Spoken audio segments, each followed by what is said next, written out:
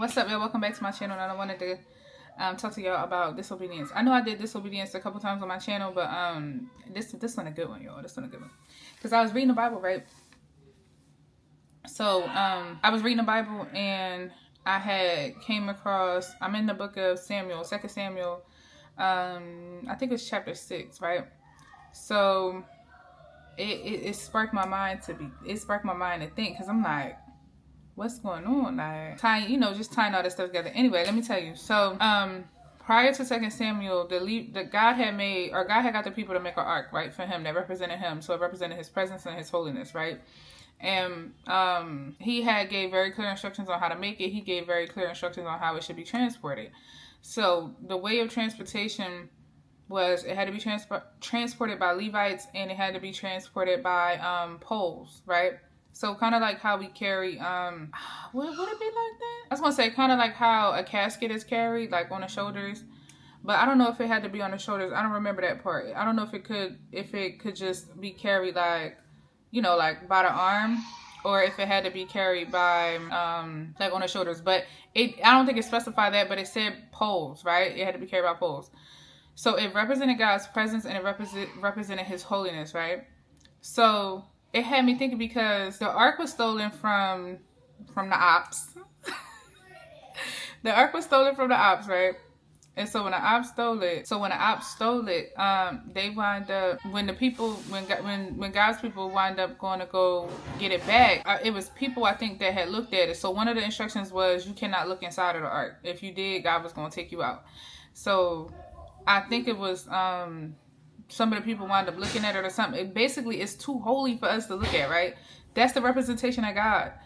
And the reason why I'm even bringing all of this up, because I'm going to tie it all together on why we even need Jesus Christ, right? Because we have to be purified to be able to stand in front of His presence. So boom. He was like, so when it was being transported back, so God's people went to go get it, right? Some of God's people, but they weren't people that were appointed. So remember, it's supposed to be, you have to be a Levite and you have to carry it on the poles. But obviously, like, God can appoint certain people to go get it if that's what He wants them to do, and then nothing will happen to them. But for this case, God's people wind up trying to get it back, and regardless, their intentions is good because they're getting it back from the ops who took it, right? Okay, cool. Now, when the ops took it, they did have some like plagues and stuff over their area, because again, this is God's stuff. Why y'all stealing from God? But God had to force His hand to let you know, like, stop playing. Why y'all playing with me? This is not one of those, like, this ain't something that you can just play around with. So them leaders of that area was like, y'all got to get this thing up out of here. Take that drink back. Give it back to the people. So anyway, one of the people wind up, I don't know if it was an Amalekite. I don't know who it was, but one of the people, because I'm past that story. The story I'm at now, it still ties all into the same, but, either way, whatever. So God was like, I think the guy who was transporting it back wind up looking. Now he's God's child, or God's people, the Israelites, God chose the people, and he wound up looking inside. So regardless, he's part of the chosen people, but he still looked inside, which was something that God said don't do. And he still got taken out by God, because what God said, go. Do not look in it. You can't look at it. Like, God was very strict because it represents Him.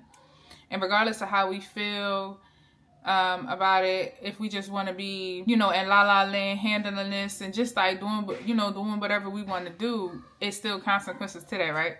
So that brings it back to where I'm at in 2 Samuel. So in 2 Samuel, David is now king of all of Israel. So yeah, he the king of all of Israel at this point. So he wind up gonna go get the ark. So now God didn't tell him to do this, though. It don't say in the Bible God told him to do this. But by him going to go do it, even though his intentions are good, he still did not follow the rules. So again, the rule is it has to be a Levite or somebody that's appointed, and it has to be taken by poles. It has to be held by poles. So he take this thing, or he get people to hold it, right? Now he puts it on, they call it a cart. And they said that the oxen basically stumble, so I'm modernizing it. But he puts it on a cart. So a cart probably was like a plywood over maybe two, whatever oxen is. So maybe let's say 2 sheep or something like that. And they put the plywood down and they got the ark on top of it to carry it to the destination, right? So now David is appointed by God to be the next king after Saul. That's number one. So he already has God's anointing on him. But regardless, he did not follow directions, right? So God don't care what he appointed. He don't care about nothing other than what he said. What he said, go, right? So one, he didn't, and this is the thing. If David would have consulted God, then he would have known, like, God would have told him how to transport this thing if they didn't already know. Because to me, it didn't say, like, it specified on how this thing should have been transported, like if it was passed down. It didn't specify that part. But what I did notice in the Bible is that they do, like, it's repetition on words on, like, certain stuff. Like, so it'll say, like, I don't know how to explain it, but, like, if it's said in the beginning of the verse, it'll say it at the end of the verse too, if that makes sense, right? So boom. So the oxen stumbled, and by that oxen stumbling, it caused the guy, now his name, I'm gonna call him Uzzah. It's something like that, which I know how the Bible gets. The Bible will have y'all messing up names, it will have you making you think that you don't know what you're reading. You don't know how to read, you don't know how to pronounce stuff, all that type of stuff, right? So boom. I'm gonna call him Uzzah. So Uzzah basically, like, when they either go, try to hold it, like, oh, it's falling, let me go ahead and put it back. But one of the things that God said to do is not to touch the ark. So by him touching it, immediately God takes him out. So I'm looking like, what I'm saying? Like, dang, God, because his intentions aren't bad. He not an op. All he's doing is following what the person that you anointed. Sorry, y'all, my eye is like, I don't know what's going on with my eye. He's following the person that you anointed, instructions, and regardless of all of that, that is still a sign of disobedience, and because of that, his consequence was getting taken out, because that's the rule, right? So it had me thinking of, like, how can, like, I'm applying this to now my life, like, or like modernizing it.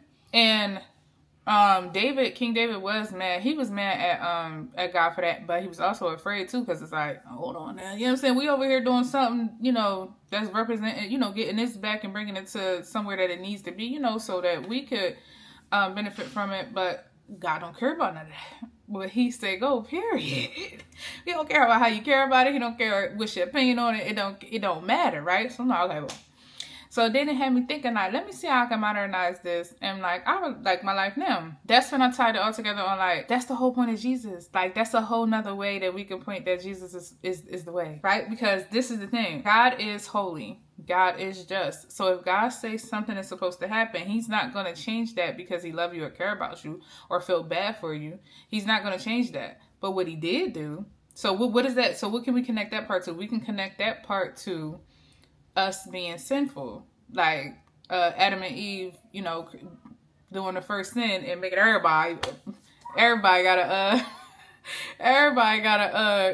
benefit off of that. But anyway, so them two first sinning, and then so he's not changing the fact that it's like, okay, they didn't mean it, they was deceived, whatever. It don't matter, y'all did it, right? So his way out of that is what? Creating, or not even creating, because he's omnipresent. So he already knew that was going to happen. So he already had plan B over here. So Jesus was already created for us to be able to get out of that and be able to be back connected to him. Because once they sin, eternal disconnect, which really sucks when you think about it, like, dang. But at the same time, the same way the guy Uzzah got taken out immediately, it still sucked because he didn't, I'm not gonna say he didn't know, but I know it said in the Bible that he probably was familiar with the thing, thinking that he could just do whatever, thinking that his intentions was good, because all he's trying to do is make sure it don't fall, and it was in his area at the time. So he probably, like, I see this thing all the time, it's very sacred, let me not, the whole time God says still don't touch it, let that thing fall, do not play around, or there will be consequences, right? So I'm looking like, yo, that's crazy, because when I think about it now, it's like, this is why Jesus was created, because this thing happened, human sin, right? Now, you go from human sin to being disconnected from God. So instead of God saying, well, let me just connect y'all back because y'all didn't mean it, he already had the plan B. So Jesus was already here and was going to be sent down to this earth at some point to now connect us back to him, so now we can enjoy that connection and have that pathway back to him, right? So he didn't change whatever law it was or whatever the consequence was behind the wrongful doing of sin. He just created another path. To me, it's like, what? I haven't studied no other religions and stuff like that, so I don't knock nobody else other stuff. What gods? I've never heard this. Like, you know how you hear certain things from different religions and stuff like that, right? I've never heard that a God has created a way out for its people prior to them even doing that thing, like, or immediately after doing that thing. Like, that's how you know that's a real parent right there. Like, so that tells you he doesn't want to see you be eternally disconnected from him, period. But that's the consequence regardless. Like, yeah, we messed up, but that's the consequence. So that's y'all fate. But instead of me allowing that fate to stay, I'm going to create this way back to me. And all you have to do is follow Jesus Christ and accept him as your Lord and Savior and believe that he died and rose on the third day and all of that, all of these things, right? But that's so crazy that he created a way out when he ain't even the one that did anything. And Jesus ain't even the one that did anything. Like, we know Jesus ain't doing nothing. But you know what I'm saying? Like, we know God ain't doing it either. That's just a whole nother way to point back that Jesus was always the way, and why he is the way to get back to God, because we were already eternally disconnected once we sinned. But it also talks to, like, how serious God is about consequences and about not listening. Like, disobedience is such a big thing, because regardless if you want to see you hurt, you're going to hurt if you disobey. It's just like a kid. Again, if I tell my child, y'all know how it is. Y'all know how it is when y'all tell y'all child, stop jumping off the couch, stop jumping off. The moment they jump off the couch and hit their head somewhere, what y'all be doing? What's the first thing you're gonna do? I told you to stop, and this is why, right? It's the same thing. It's just like, the consequences is different, obviously, with us because we're adults, but it's like, when God is telling us something and we're not listening, just out of whatever the reasoning behind it, regardless if your intentions was good or not, if it's something that God said don't do and we do, there's a consequence behind that. And I feel like with people, like, we try to make God be whatever we want him to be to fit our life because we don't really want to listen to rules. And I don't get that. I don't understand why people are like that, because this is my thing. We're all here on earth. There's rules we have to follow on earth, regardless if we like it or not. We can, that everybody will have an opinion about the rules in their state, about the rules in their district, about the school, rules that the United States of America make. We all have opinions on the rules that's out here. Police rules, but regardless, we have to follow them or there's going to be a consequence behind it, correct? If you go to your job, can you just do anything you want? No. If you don't show up to your job for 5 days and after, or let's say 3 days, in the policy, it says if you don't show up for 3 days, you can be terminated, and they terminate you. Are they wrong? Well, if you tried to fight it, the first thing they're going to do is what? Pull out the law or pull out the policy. Well, according to our policy, it says if you do a no call, no show all 3 days, you can be terminated. And what usually happens, they side with that. Same thing with laws and rules. We're not talking about the ones that's using it wrong. I'm just talking about in general. We follow rules and laws every single day. What's the problem with following the ones that God say? Like, that's the part that be making me wonder. I be like, I don't understand why we'd be so mad at the fact that God has laws and rules. When the crazy part is, when I be reading the Bible, I be seeing how the Bible really be tying to certain things that, like, the start of the world, like, it's crazy. Certain words, just, I be looking like, certain words when I be reading the Bible, like, this is part of the laws, like, lawful ways, just like certain words that connect to some of the laws and stuff that's out here that we follow every day. I don't know, y'all, that's going to look a bit too deep into it, but I'm just sitting here like, y'all been knew the Bible was the way.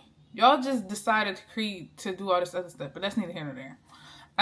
But yeah, I just think it's very funny, like, that we will sit here and try to put God into a box of what we want him to be rather than just accepting him for what he is. He is what he is. And unfortunately, it's unfortunate if you don't follow it, because he makes it very clear on what's going to happen. It's not what I'm saying. It's what he's saying. It's not what I want, but it's what he wants. With what's going to happen. God is sovereign over all. Period. His rules is his rules. Period. Like, he don't care how you feel. He don't care if you don't like it. He don't care if you do like it.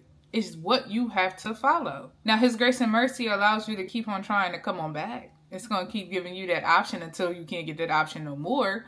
But it's still just like, I don't understand why people feel like having to follow God's way is such a, like, difficult task, more difficult than what we already following. I don't want to have to get up and go to work, and I don't want to have to get up, like, you can't just walk out of here with no clothes on, right? Because what's going to happen? You're going to get locked up. Like, that's the thing. But if it's people that really feel strongly about wanting to be naked, they're going to do it in their house. But they're not going to do it outside. You know what I'm saying? Like, because they know the consequence behind it. It's the same thing with God. If he say, is this way, If he says this way, you have to follow that, or it's going to be consequences. Why he got to get the heat, but the people who made the rules on this earth don't? It just, I don't know, yo. I'm thinking of it like that. Like, we really be contradicting ourselves sometimes, because it's just another way to take a shot at him, because at the end of the day, like, we all got to follow something. You got to follow something whether you like it or not. I don't be liking some of the stuff, but you got to follow it. Period. It is what it is. But yeah, yo, that's it. I just wanted to come on here and talk about how I was reading that, and I seen that, like, how it connects to God, and how we have to be, in order to be reunited with him, to be able to stand in his presence and be in the kingdom of heaven, we have to go through Jesus Christ, because again, Jesus is basically, like, the best way I can explain it is like he clothes us with righteousness, holiness, because he ain't never sinned, so he's perfect, right? He clothes us with that, as we once were before, prior to sin. And he takes on our sin for us. So it's an exchange. He takes all the bad stuff out that's not supposed to be there, that will never be able to stand in front of God. And he gives us a robe of righteousness and holiness, so that we can now stand before God. But if you never go through Jesus Christ, if you don't want to acknowledge him as Lord and Savior, like, if you don't want to acknowledge him as the way back to God, then unfortunately there's a consequence behind that. And that's not man-made. That consequence is not man-made. That consequence is God-made. Period. Because God did not change the law of the wages of sin is death. He didn't change the price. He just allowed somebody to pay it for you. So if he paid it for you, you got to go to him. That's like you go out with your friends. That's like you go out with 3 friends, and one friend pay for your way, but you say thank you to the other friend.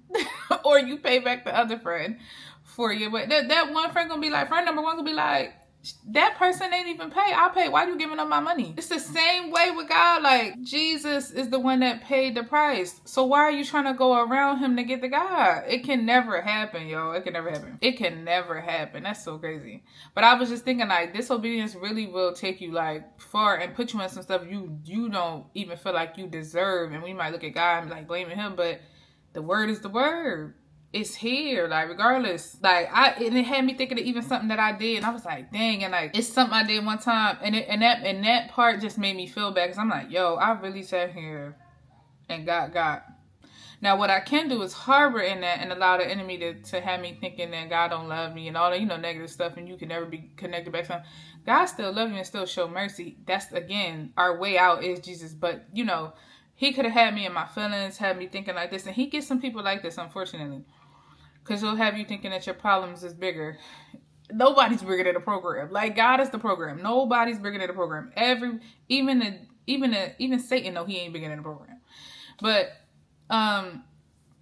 he could have had me thinking all this and the third. But once you repent and turn away, like, there goes that action behind what you're saying. Repent for what you did, and then turn that around and never do it again, and actively work to never do that again. That's the part of Jesus taking that away from us and giving us a piece of that righteousness and holiness. Now he's making us different. And that's why we got to really open our heart and be vulnerable and get rid of all that bad stuff, all that pride and all that. You got to be humble in front of God, because at the end of the day, he can't change you if you're not. And in order for us to be, we got to do a 180. In order to do a complete 180, you got to give all of that stuff that we not supposed to have, we shouldn't even have had prior to sin, back to somebody who can handle that. And the only person that can do that is Jesus. And then I be thinking too, when people be like, Jesus ain't that, he not the way. You gotta think, if God say he's a jealous God, right? He don't allow nobody. You cannot put nobody before him. You cannot make anything else your idol. Why would he allow us to say Jesus is king if Jesus wasn't part divine and part human? Why would he allow us to worship Jesus, right? Because I just said what God's words say is true, right? So what God's words say is, that's what it is. That ark represented holiness and his presence. Sin cannot stand in front of holiness. So whoever is, all of us, flesh and blood, is sinful. So that guy, Uzzah, sinful. It's worse than dirt. Like, sin. You can't touch it. So he touched it and he passed up. He got taken out. It's the same thing. It's the same thing. But anyway, I'm saying that to say, God would never allow us to worship somebody else. Oh, I know what I was saying. That's his word, right? So whatever he say, go. So if he say that Jesus is the way, the truth, and the light, and he is the way back to him, and he will purify us so that we can stand in front of him again, why would he allow us to look at Jesus in that way to a point of committing idolatry because we would, putting him before him if he wasn't the way? Yeah, basically, why would he allow us to worship Jesus if nobody else can come before him? Why would he allow that? If Jesus wasn't part God and part human, God because he was perfect, he never sinned. Human because he was in the flesh, tangible, you could touch him, he was on this earth.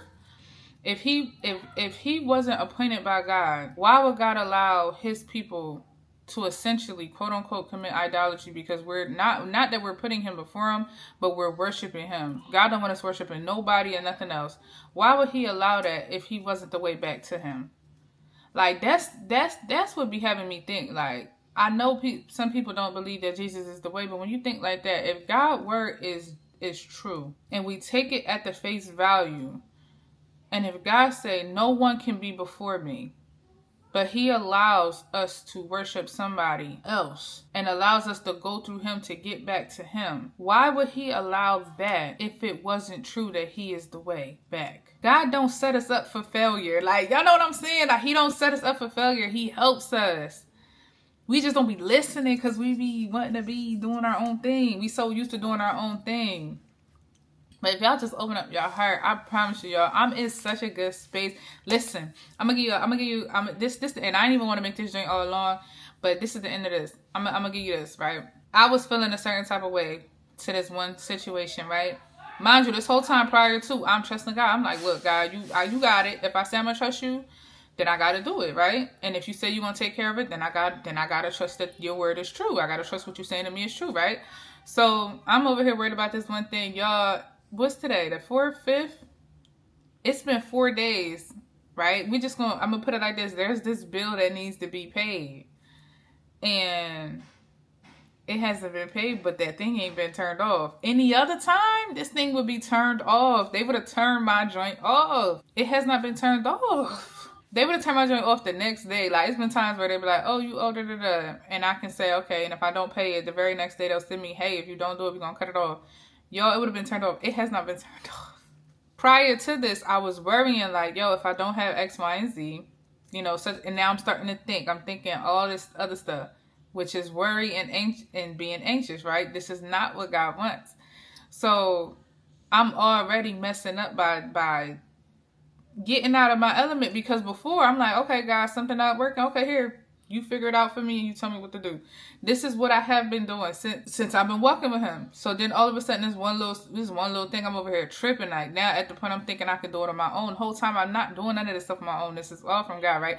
But I'm sitting here thinking of ways to try to get out of it, which is, again, it's going to cause the worry and the anxiety. I'm not supposed to be doing that, especially if I say I trust God. And I have been trusting him.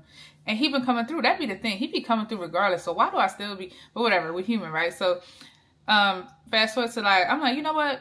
I just made up my mind. I'm not even gonna worry about it. If it go, it go. If it don't, then we know who working, right? So I'm like, all right. So at this point, I'm looking like, I ain't even gonna worry about it. It is what it is. I'm gonna just let it go. First day come after this thing was due, nothing. Second day come, nothing. Third day, then I said, on the third day, I said, wait. I said, wait. So that had me thinking like, oh, this is God. Like, and this be what I be talking about. I'm sitting here worrying for nothing whole time. 4 days past the due date, it's still around. I'm like, okay, well, you know what I'm saying?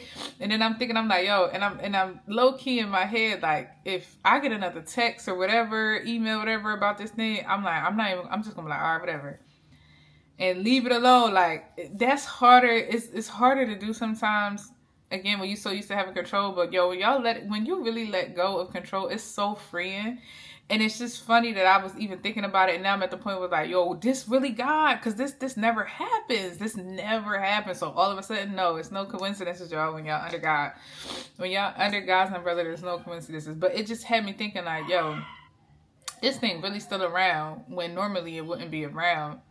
Y'all can't tell. This is so small, but you cannot tell me God not real. You cannot tell me God not true.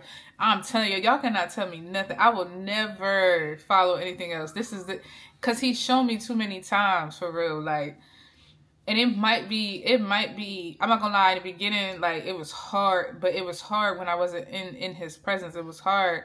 And even in the beginning when I did get in his presence, because I'm like, man, I don't really know what to do. Like, what am I supposed to be doing? I just was like, here, God, take this. I don't want to do it no more. I'm tired. But it really is freeing being here. Like, I don't know how to explain it, but it really is freeing. It's just, even though the things come up and I be looking like, yo, I don't know how X, Y, and Z gonna get done. But you know what? I'm not even about to worry about that. That's for God to worry about, not for me. I like, regardless, I still just be in here like, I be happy. I be happy and I be focused on what I'm supposed to be focused on. The moments that I start to not focus on that, like, when who was it that came out that boat? Y'all know who I'm talking about. He started focusing on that water instead of focusing on God, on Jesus. He starts sinking. That's how it be. It's like the moment I start thinking about other stuff and trying to figure out how I'm going to fix it and how this and that, the third going to work and how it's going to work out, that's when I start sinking. Anxiety, worry, stress, depressed, all of that, that's all sinking. But the moment that I'm just focused on Jesus, staying in God's presence, praying, reading the Bible, doing whatever he told me to do, I'm happy. I don't got no worries. Like, I don't know, y'all. It's just crazy. I just love that it's very freeing here. Like that spirit of peace, yo, is beyond. It's beyond. It is beyond. And I'll tell you this, I could never see myself here. I never would have thought I would have been here. I ain't gonna hold you. But yeah, y'all, that's it. That's all I wanted to say. You know, being disobedient is still, you know, there's still consequences behind that. But I love that God's just ultimately created a way for us to turn back to him. Like, he ain't just, and that goes to like, he'll never leave you nor forsake you. He never left us regardless. Like, he knew we was going to sin, but he just created that way out. Instead of just saying, well, y'all sinful, I don't want y'all in front of my presence because y'all no good to me. He created that way out. Y'all can't tell me y'all not real. Can't tell me y'all not real. Anyway, if I like this video, don't forget to like, comment, subscribe, and I'll see you on my next video. Thank you.